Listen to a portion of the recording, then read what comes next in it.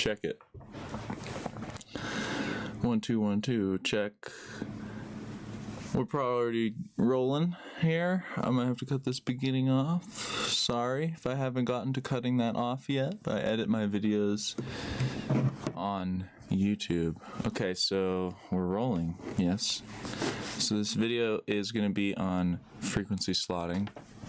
Oh yeah, so hey, I'm Sephiros, and in this video I'm going to be focusing on frequency slotting. A brief overview. Frequency slotting, as far as I am aware, or as far as my own approach to this concept is, basically you can choose parts of the frequency spectrum to devote to specific layers, and then you're able to keep those layers loud and control the stereo image. And we're basically just going to be touching on overlapping using filters, and we're going to just compose a little beat here. Ableton Live 11. So I'm going to just use sine waves because sine waves are easily controllable in terms of the frequency spectrum. And what I mean by that is if I write a little chord progression here,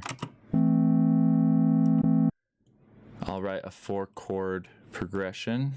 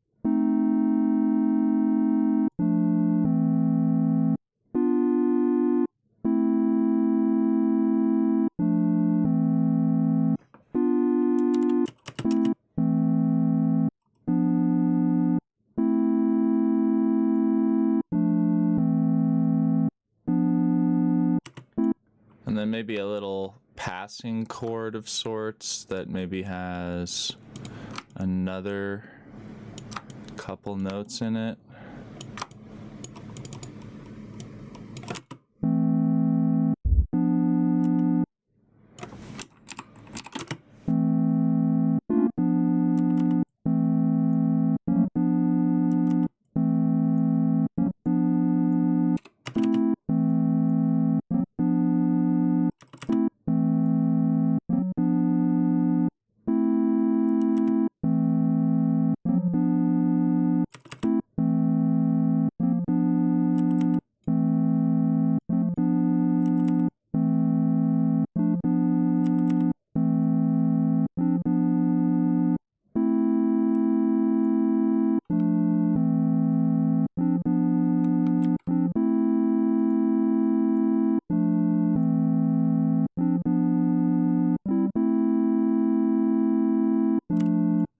And then a little bit of this reverb.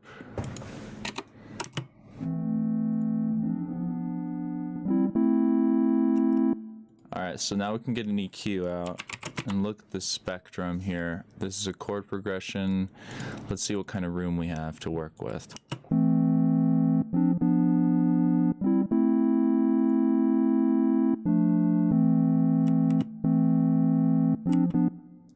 Let's see without the reverb.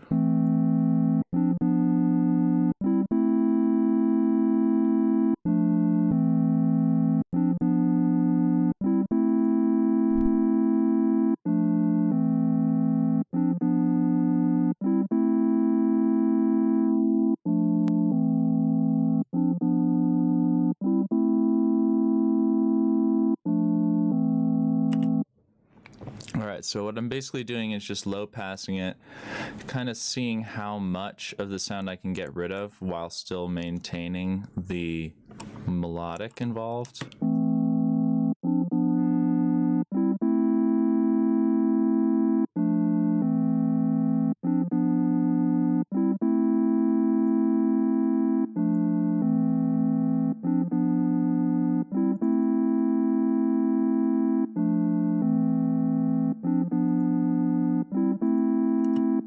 Alright, so now that's a chord progression, so I'm actually going to put it in here because it's chord progression, and then with a bass, I'll just take a phase plant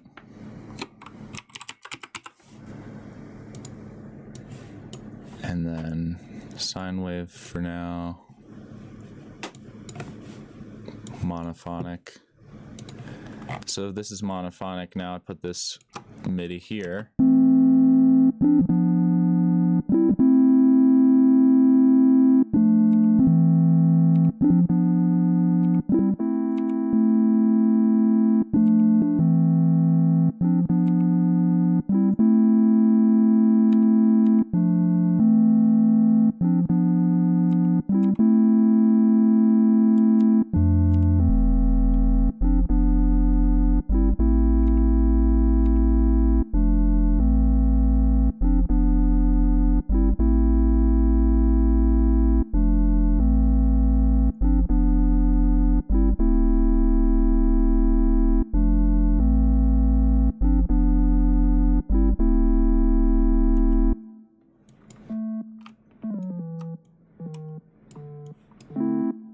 I'm going to go for a bit of a 7th here, or 9th.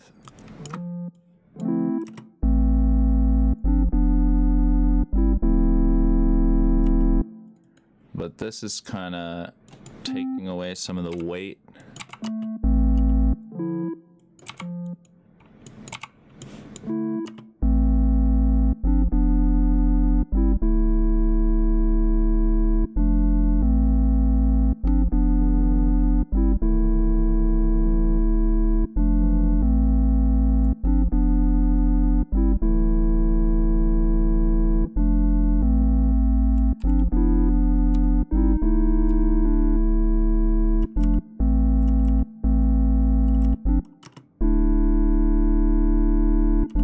Yeah, that's nice with this up top. Bit of dissonance. And then it could be cool to have some of this come in.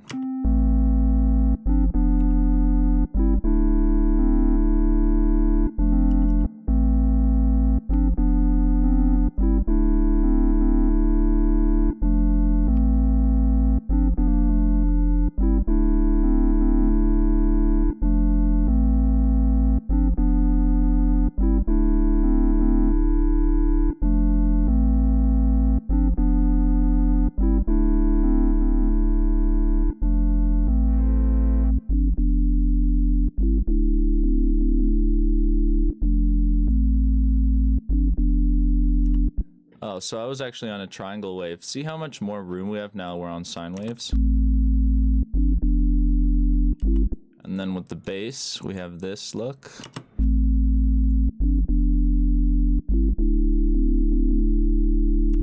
So you can see we have a bit of room in this low mid to add in another harmonic. So what I can do is here select the wavetable editor, and then we have this harmonic editor. So I could do a bit of the fundamental here, get rid of everything else, so it's a sine wave, turn it up, and then this third harmonic is going to be that 5th.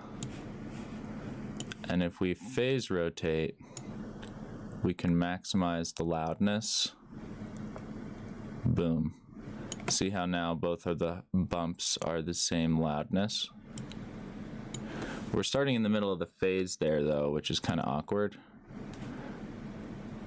So let's go like this. Well, that's a bit closer, but still out of phase. That's okay. Doesn't matter right now. Oh, it looks like it's in phase actually. So now we have this third harmonic built in there.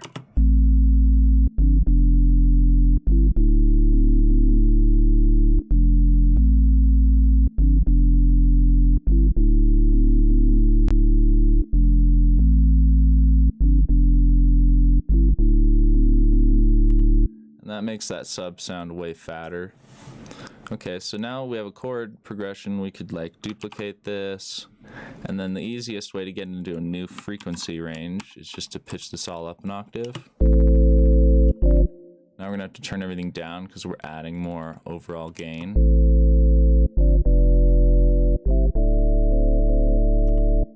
So with this, the easiest way to turn a chord progression into some sort of melody is with an arpeggiator that changes speed, or just an arpeggiator in general, but we can change its speed here with the automation.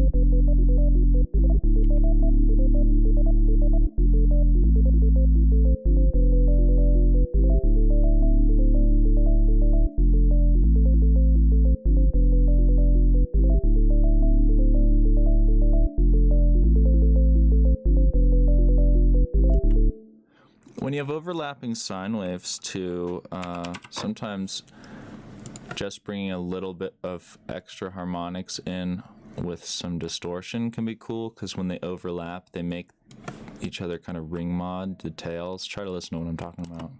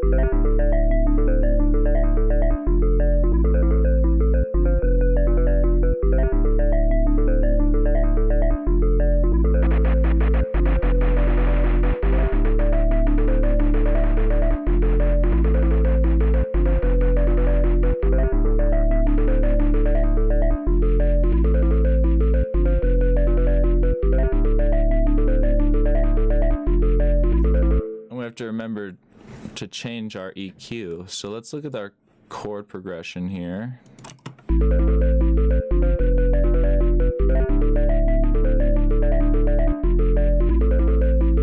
Alright, so that's not taking up much room. Now let's look at our little melody.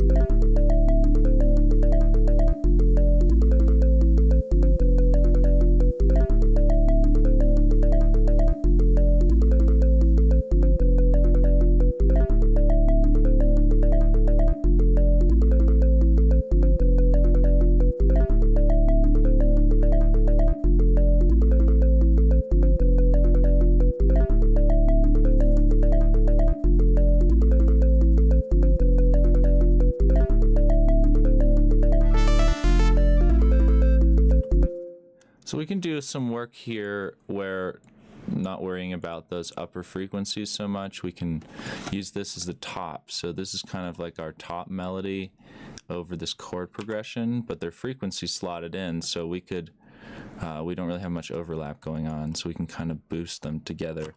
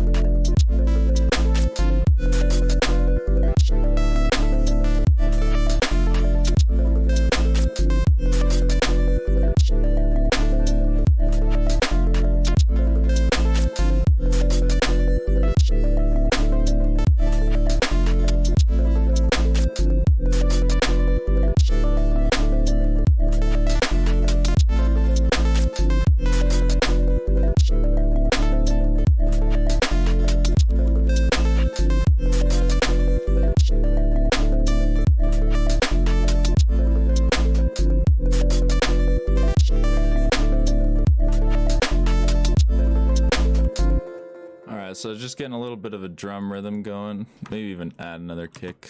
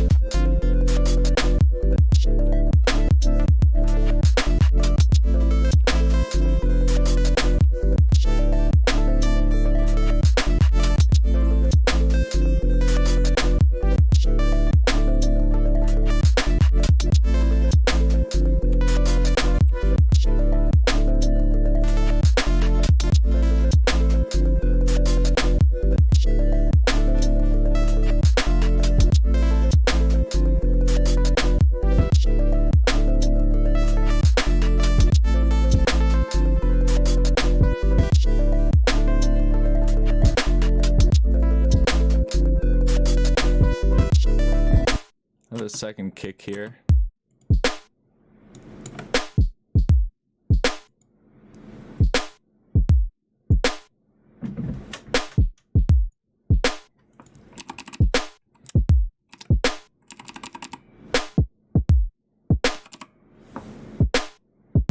I find it's nice to have a little high-pitched kick just to do those offbeats sometimes.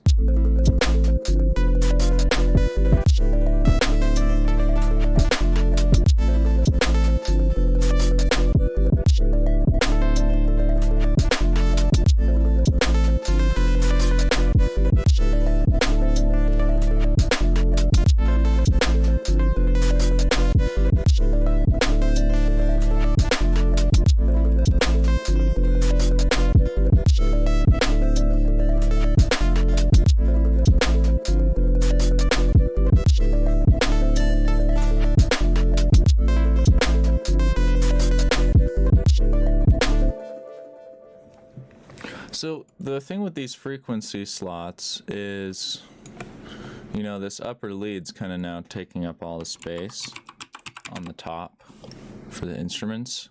It's kind of hard to squeeze more than that in with synths, even when you're using sine waves.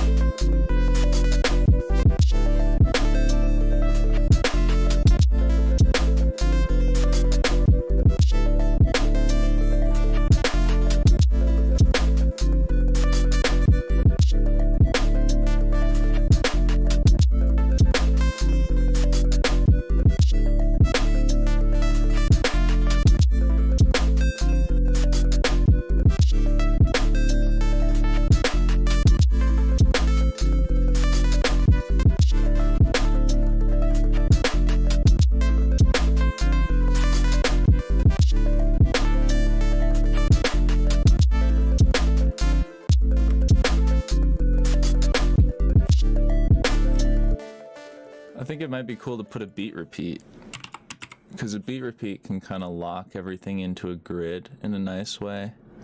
So if we put that after this echo boy and reverb, I'll also put the reverb after this beat repeat actually.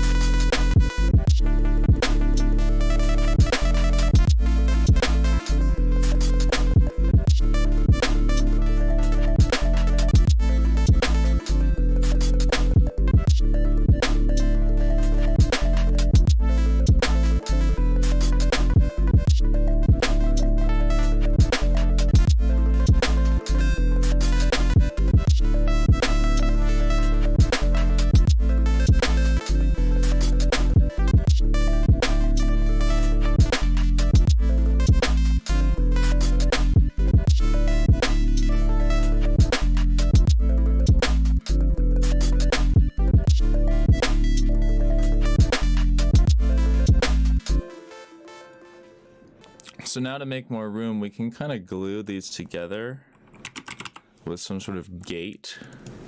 So I'm gonna put a gate and then put like your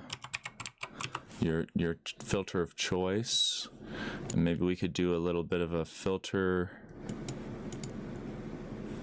modulation on this. So let's do something like that. Just, you can use any auto filter or whatever. And then bring the gate in.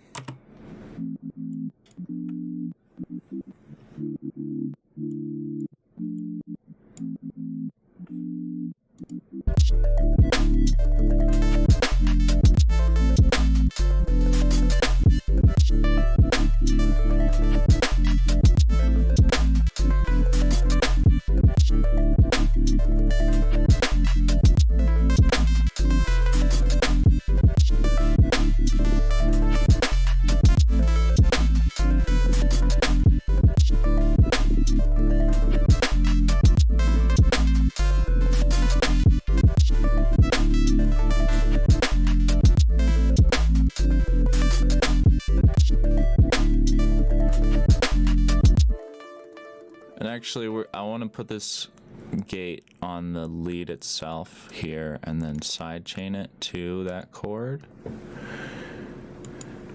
And we can get it to kind of go along with it. Let's see.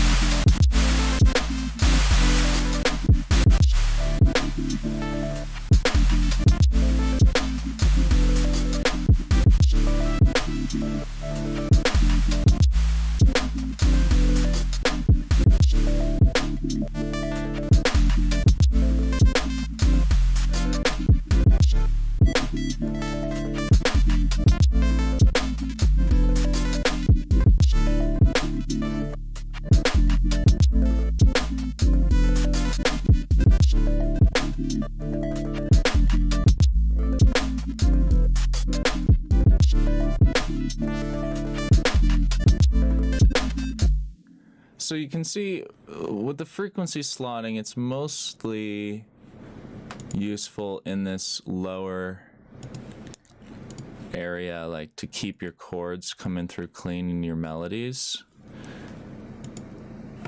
And we can even cut this melody up a little higher now, I think. It's okay to have some overlap, obviously, that kind of helps glue everything together, but now these are wobbling together, and then with this bass, I thought it just needed a little definition, but I might take more out here.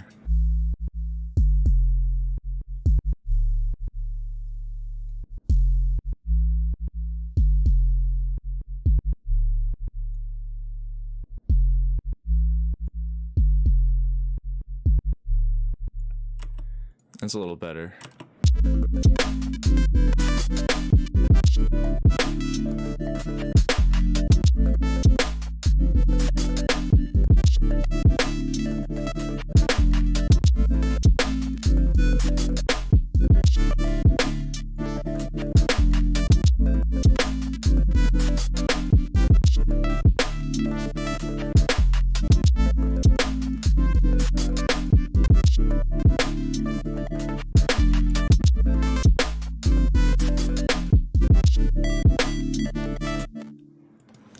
Another thing that can kind of help glue everything together is if we give a little less reverb on the individual channels, and then we could put these two tonal pieces in a group and maybe have some sort of convolution on the group.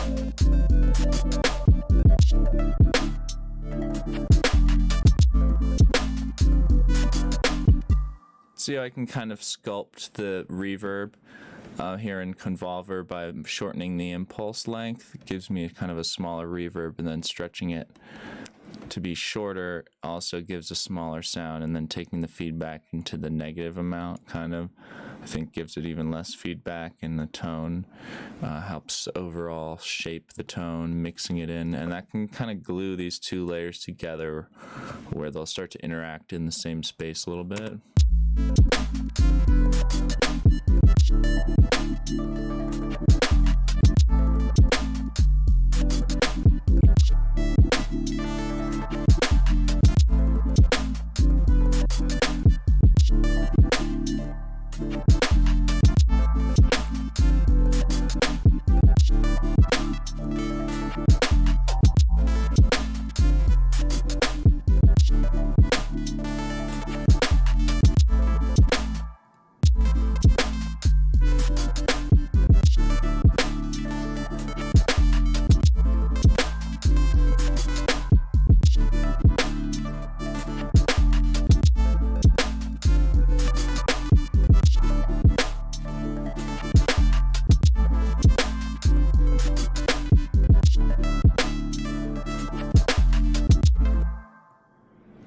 And then, you know, now we can actually pitch this around if we wanted. We could change the key or something because we have it kind of baked into a file now. So it can be fun to find out what this sounds like an octave up.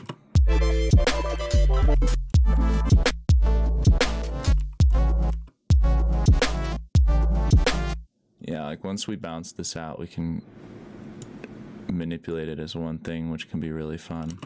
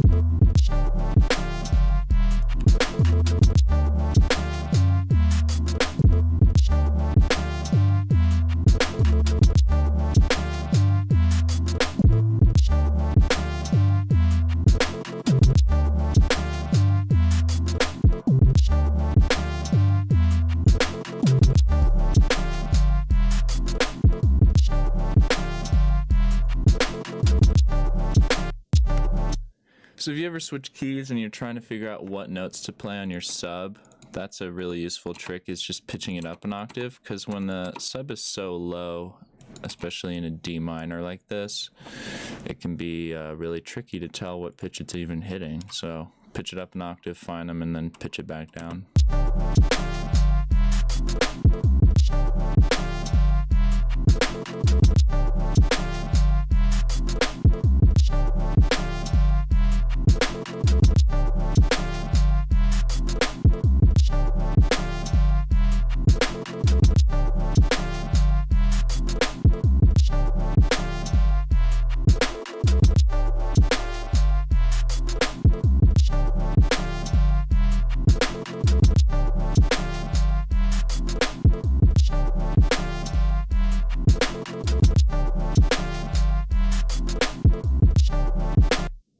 So I was looking at the overlap, and they're overlapping in this 100 to 200 hertz range.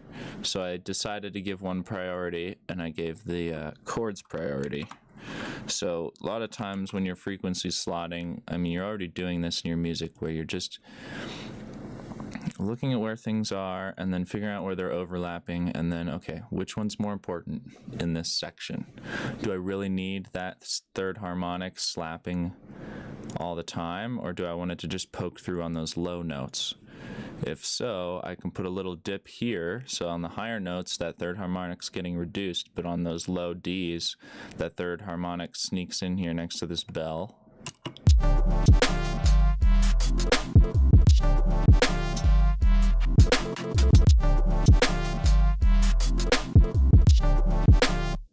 So that helps those low notes come through on the bass. And now we could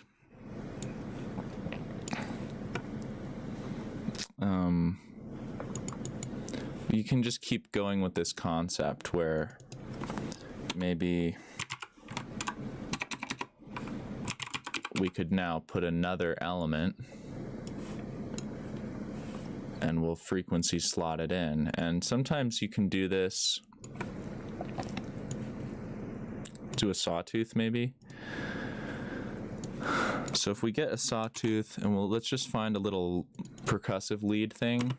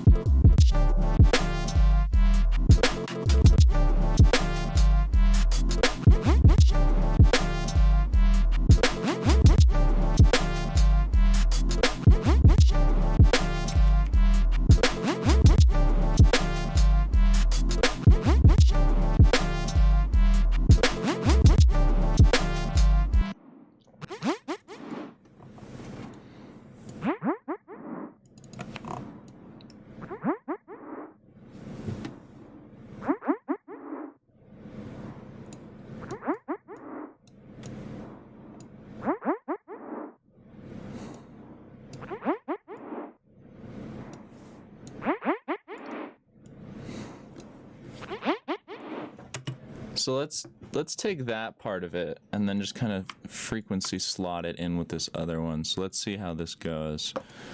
I'll take a look at this first and say, okay, from here up. So we want to dip out this area right here. So let's do like a big dip. And then leave this bottom part for the chords. And this top part, and maybe give a little extra to the top.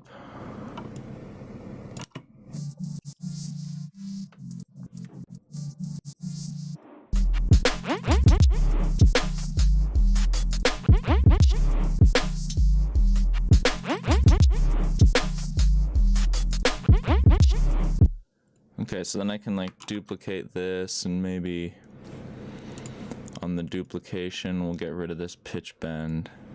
Change the wavetable real quick to something else, and then put stuff in between.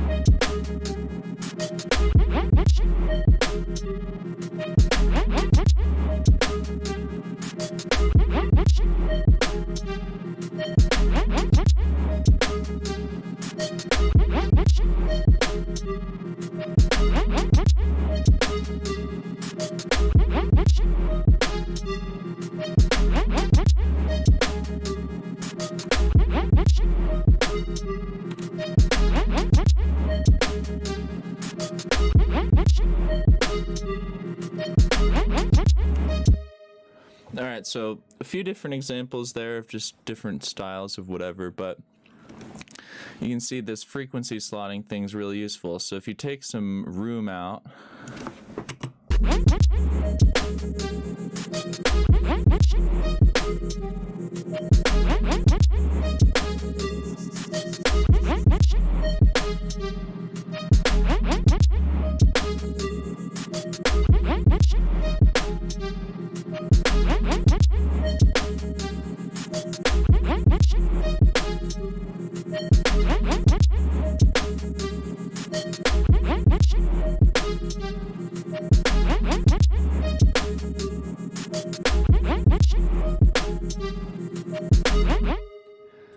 so it's like, you know, it's full and it's wide, but because things are centered in their own little areas,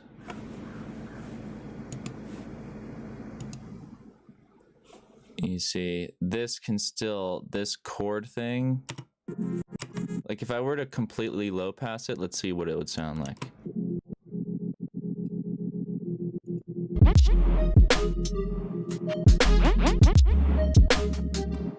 It doesn't sound good, right? It needs those highs to really cut through.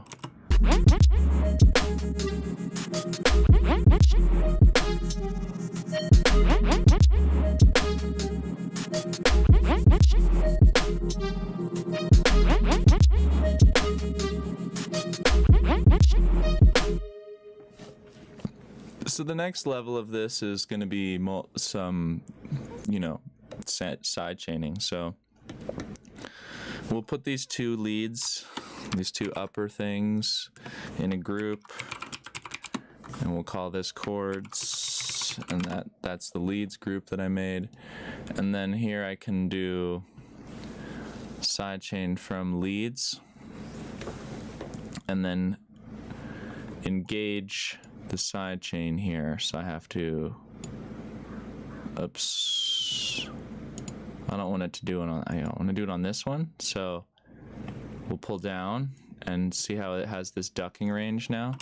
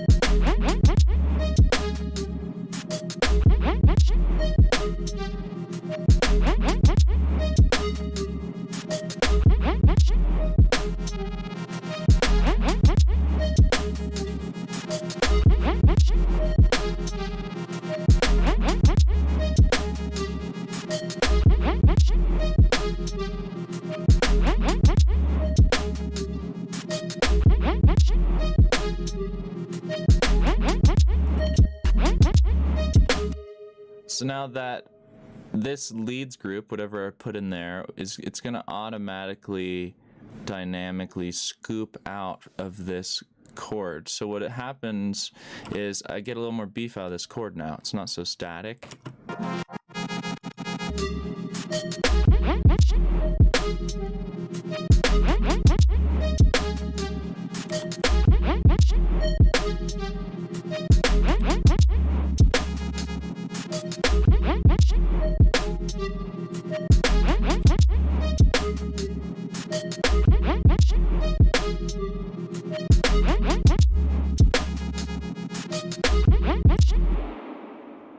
Feel how it kind of swells in to fill the gaps.